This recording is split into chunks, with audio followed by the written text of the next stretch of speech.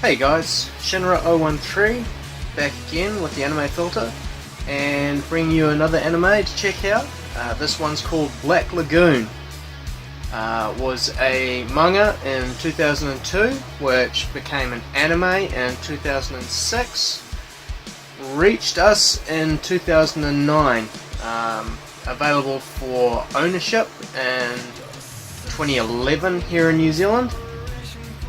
But Madman dropped it as a title that they carried in 2013. Season 1, 2, and we never got the OVA, but Season 2 was on our shelves for a grand total of 6 months. I'm not sure the reasoning behind it, or if there was even a reasoning for it to be dropped, but it is still able to be purchased. It just takes a bit more hunting now. I'll get onto that a little bit later. Basically, our setting is it's in the era of the 1990s, and the base of operations is a island port by the name of Roanapur. Basically, ideally set off of the south coast of Thailand, I guess, sort of bordering the Pacific Rim.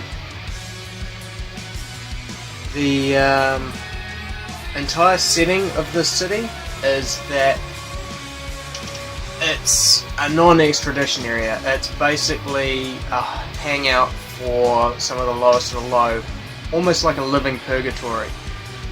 You've got drug cartels, slums, mafia, other gang clans, and even some more shady government operations hiding away, all within the realms of this rundown coastal city.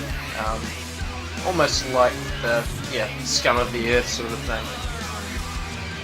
We are following Lagoon Company, which are kind of like a contract mercenary unit.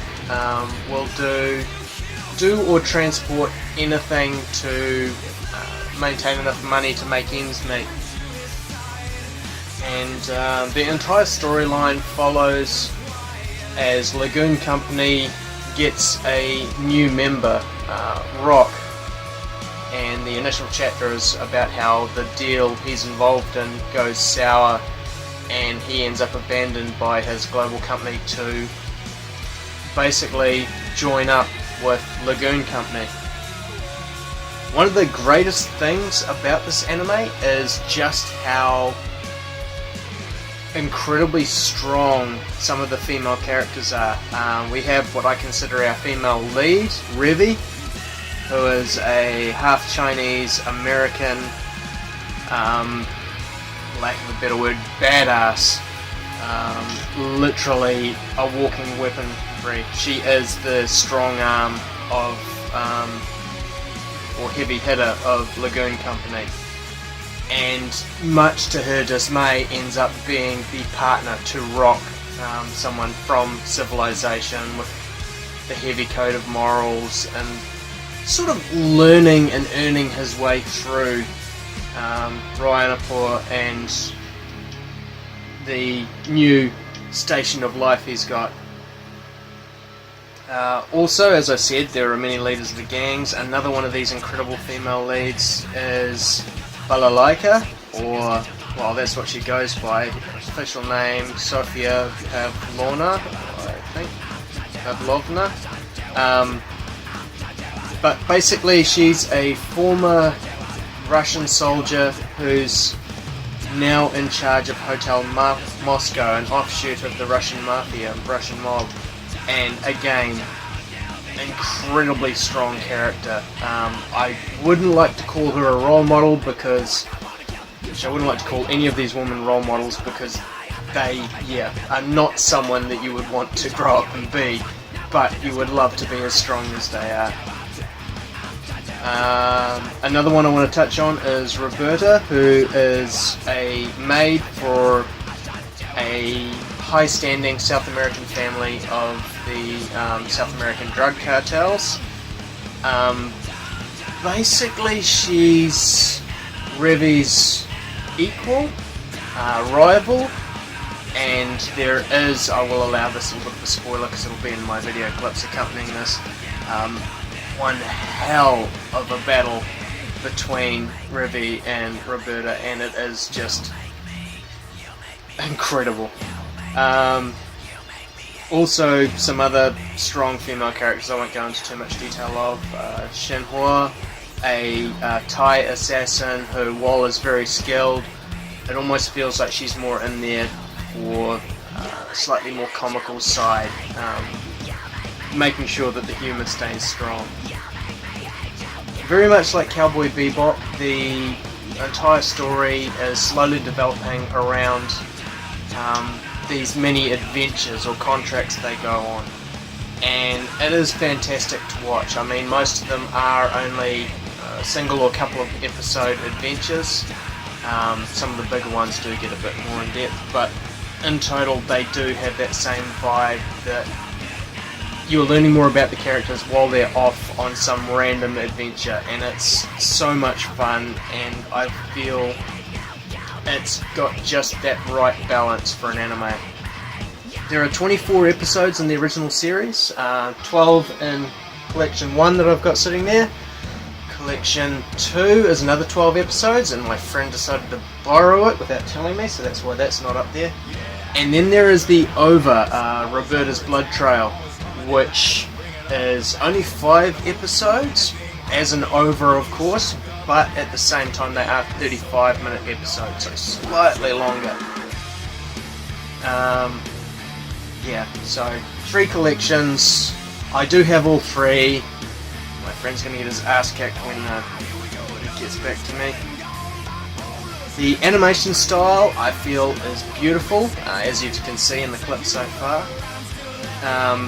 It is full of explosions, the sort of things that Michael Bay dreams of, I think. Fantastic fight scenes, and yeah, especially some of the monsters clash, because any normal human you feel has no chance against Rivi or Roberta, or actually any of them. But when the monsters clash against each other, it is horrifically awe-inspiring, and I mean that in the traditional awe sense. But basically, every time something goes down, you can guarantee something's going to explode. Be it a building, boat, vehicle, nothing without a hail of gunfire. There is fan service, but it doesn't play a major role. It is kept more as I feel fan service should be. I mean, it is there, but they don't accentuate or rely on it. It's just a subtle influence. As Jessica Rabbit says, I'm not bad, I'm drawn this way.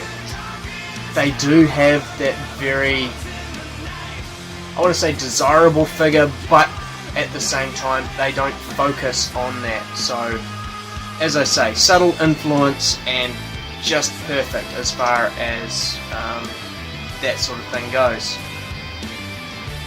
The music and backing tracks really accentuate without being too intrusive. That whole sort of, yes, you will notice that music's building up to something really intense, but at the same time that's just your hint that, yep, okay, everything's about to hit the fan, stuff's going down. So it isn't intrusive, but it definitely sets the mood. So again, I feel that perfect balance. The end of the series does leave you eager for more, but you are satisfied with how it ends. They don't leave anything up in the air. It's well-rounded, but open enough for them to continue, hopefully, one day in the future. As everyone would have hoped, and then of course not long after everything had been brought to an end, the OVA Roberta's Blood Trail came out, so heck, we can always hope that each of the other major players, so Jen from the Triad, the Balalaika's backstory, if they each got their own little OVA even, would be amazing. but at the same time you don't feel at all let down about it as it finishes up, even though we want more. So all in all, it has a lot of humour, violence, action and adventure, and to say anything more, violence. All in all, I'm giving it a 9 out of 10, because I know that style isn't for everyone, but I really think it is something you should look at picking up. As I said, it's unavailable in physical copy in New Zealand, unless you maybe pick something up off of Trade Me. However, you can easily pick it up overseas. I went with the UK, which currently has the supplier Kaze attached to its name. I picked it up from a site called NZ Game Shop, which is UK based, so kind of a weird name, but they gave me all 3 collections, Collection 1, Second Barrage and Roberta's Blood Trail for $90. And the beauty about getting something that's UK zoned is that they share the same DVD Blu-ray zoning as us, so that's my recommendation. You may be able to get them cheaper by going for Chinese, US zoning, heck, possibly anywhere else around the world, but you will run that risk of needing a multi-zone player or it not working on your DVD player. As I say, we can't get it, but the UK is the way to go, I feel. Thanks very much for your time. If you enjoyed this review, please give me a like and subscribe to see more. I mean, there's still plenty more I've got to get to on the wall up there. So this is me, Shinra013, signing off, and I hope to catch you next time.